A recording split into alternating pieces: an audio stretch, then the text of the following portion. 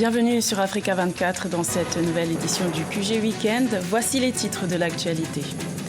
La lutte contre la corruption se poursuit en Algérie. Une nouvelle équipe de 7 membres vient d'être désignée par l'exécutif pour constituer l'organe national de prévention et de lutte contre la corruption. En Côte d'Ivoire, les responsables de la filière café-cacao dressent le bilan des réformes introduites en 2012. Plus de 4 milliards de francs CFA auraient été perçus par les producteurs ivoiriens en 4 ans. Et puis, le Maroc a été sacré meilleure destination spa en Afrique par les professionnels du tourisme. Le secteur touristique est l'un des piliers de l'économie marocaine et représenterait près de 8% du PIB. En Algérie, les nouveaux membres de l'organe national de prévention et de lutte contre la corruption ont été nommés le 15 septembre par le président Abdelaziz Bouteflika. Les 7 personnes qui forment cette nouvelle équipe ont un mandat de 5 ans pour proposer et contribuer à animer la politique globale de prévention pour endiguer la corruption dans le pays. Un sujet de la rédaction. L'Algérie poursuit sa lutte contre la corruption. Le président Abdelaziz Bouteflika a procédé jeudi 15 septembre 2016 à la nomination des membres de l'organe national de prévention et de lutte contre la corruption. Constitutionnellement, l'organe a pour mission notamment de proposer et de contribuer à animer une politique globale de prévention de la corruption, consacrant les principes de l'état de droit et reflétant l'intégrité, la transparence ainsi que la responsabilité dans la gestion des biens et des deniers publics. Cet organe, créé en 2006, mais dont l'installation effective s'est faite en 2011, n'a pas su se distinguer par son efficacité. En juillet 2016, l'association algérienne de lutte contre la corruption dénonçait la paralysie de cet organe et appelait à son renouvellement. Désormais, cet organe, présidé par Mohamed Sebaibi, est composé de 6 membres. Son installation quelque peu tardive vise, selon surtout ce qu'on est en phase de rentrée sociale, on s'approche des élections législatives et locales et également des élections présidentielles. Donc c'est un enjeu politique pour le président Bouteflika, pour le pouvoir en Algérie, puisque les membres, dont Mohamed Sebaibi, qui est le président, et d'autres membres, doivent maintenant crédibiliser l'action de cet organe. En 2015, l'Algérie occupait la 88e place sur la liste comprenant 168 pays, d'après le classement de Transparency International sur la corruption dans le monde. Malgré une remontée de 12 places par rapport à 2014, l'Algérie figure toujours parmi les pays les plus en proie à la corruption. Le président camerounais Paul Biya, à l'instar de plusieurs autres chefs d'État africains, est attendu à la 71e session ordinaire de l'Assemblée générale des Nations unies à New York, aux États-Unis, à partir du 19 septembre. Lors de cette grande rencontre, le chef de l'État camerounais devrait prononcer un discours sur la gestion des mouvements massifs des réfugiés et des migrants dans le monde et plus particulièrement en Afrique. Une occasion pour le président Paul Biya d'affirmer la position camerounaise sur l'une des questions inscrites à l'ordre du jour. En Côte d'Ivoire, après 4 ans de réforme dans la filière du cacao et du café, l'heure est au bilan. La première responsable du Conseil café-cacao a dressé un compte-rendu des normes mises en place. Un bilan nécessaire puisque la production de cacao représente environ 15% du PIB ivoirien. Habib Faye.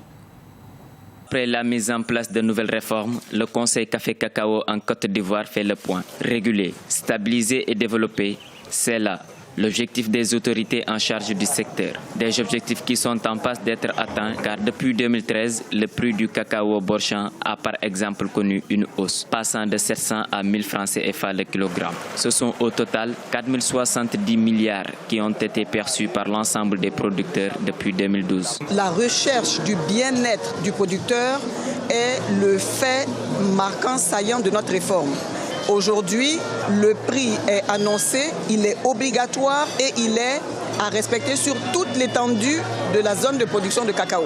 Le paysan bénéficie de mesures d'accompagnement. En Côte d'Ivoire, la production du cacao est passée d'1 448 992 tonnes en 2012 à 1 780 000 tonnes pour la campagne 2015-2016. En matière d'appui aux producteurs, de 2012 à 2015, ce sont 12 266 801 sacs jute, 112 268 hectares de semences améliorées de cacao et 770 000 hectares de produits phytosanitaires qui ont été mis à disposition par le Conseil du café cacao. La prise en charge du transport de la matière première depuis le lieu de production est également devenue une réalité. Si vous venez d'Aboisseau à Abidjan, on vous paiera le prix du transport d'Aboisseau à Abidjan. Si vous venez de Mans à Abidjan, on vous paiera le prix du transport de Mans à Abidjan. Donc la péréquation du transport vient corriger une forme de dysfonctionnement qu'on avait nous-mêmes laissé dans le système depuis la réforme. En 4 années de réforme de la filière café-cacao, ce sont plus de 40 milliards de francs CFA que le Conseil aurait investi dans la réalisation et l'équipement d'infrastructures de base. Ceci dans le but de l'amélioration des conditions de vie et de travail des producteurs et de leur communauté. Nouvelle distinction pour le Maroc. Le royaume chérifien vient d'être propulsé au rang de meilleure destination spa en Afrique par les professionnels du tourisme. Le dernier attentat en date survenu en 2011 à Marrakech n'a pas su freiner l'engouement des touristes pour cette destination. Un sujet de la rédaction.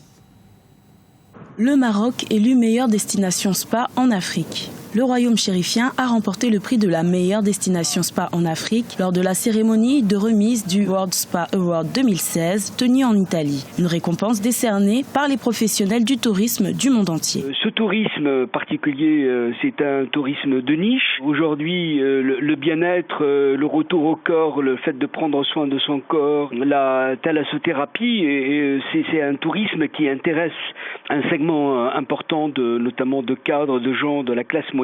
Et le Maroc veut développer et cultiver ce créneau pour pouvoir attirer toujours plus de touristes. Le spa et le bien-être font partie intégrante de la culture maghrébine. Le Maroc bénéficie de stations thermales, de spas et d'installations modernes de luxe, offrant une large gamme de soins corporels et de massages. Malgré une baisse en 2015 de 8,8 millions de touristes en un an, le Maroc reste une destination attractive. Le Maroc est attractif et il fait tout pour se rendre attractif et renforcer cette destination. Il faut dire que le tourisme représente 8% du PIB, ce qui donne une capacité de 216 000 lits. Le Maroc veut augmenter cette capacité. Grâce à son plan de développement nommé Vision 2000, le pays ambitionne en effet de faire partie des 20 plus grandes destinations touristiques au monde d'ici 2020. Après 2 semaines d'Olympiade en août 2016, l'athlète congolais Franck Elimba est retourné sur ses terres en République du Congo. Arrivé 4e au lancer de poids aux Jeux Olympiques de Rio, le sportif a signé la meilleure performance africaine de l'année 2016 dans sa discipline. La Fédération congolaise d'athlétisme lui a réservé un accueil chaleureux. Un reportage de notre correspondant Deva Panzou. La Fédération congolaise d'athlétisme a organisé une réception à l'occasion du retour au pays de l'athlète Franck Elimba ce jeudi 15 septembre 2016 à son siège à Brazzaville. L'athlète congolais n'était pas loin d'écrire une nouvelle page de l'histoire de son pays en devenant le premier Congolais médaillé aux Jeux Olympiques. Mais sa 4e place obtenue au lancer du poids avec un jet de 21,20 mètres a révélé son grand talent. Je remercie encore pour le soutien pour cette participation des JO, qui est la première fois pour moi. Tous ceux qui ont permis qu'on arrive à Rio pour réaliser ce que j'ai pu faire. Malheureusement que je n'ai pas touché ma médaille. Je crois la prochaine fois, je pourrai le ramener.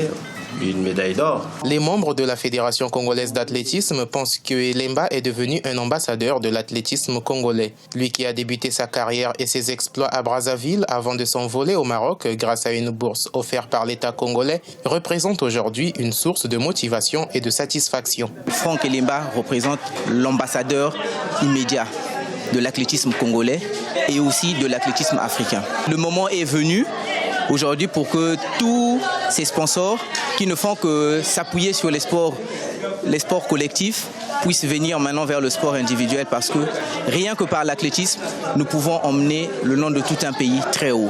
C'est une source de satisfaction, mais aussi une source de motivation pour les autres athlètes. Ça veut dire tout simplement que nous sommes sur la bonne voie dans le cadre de la préparation des athlètes. Franck Elimba a enregistré d'autres succès depuis l'issue des Jeux Olympiques. Le médaillé d'argent des championnats d'Afrique d'athlétisme a récemment terminé sa saison en 2e place lors de la 12e édition du Décanation de Marseille en France, derrière le champion olympique Ryan Krauser. Le sociétaire du club de Franconville est prêt à relever de nouveaux défis. Ce journal a été réalisé par l'ensemble de la rédaction. Merci de votre fidélité. Retrouvez dans quelques instants une nouvelle édition de l'information sur Africa 24.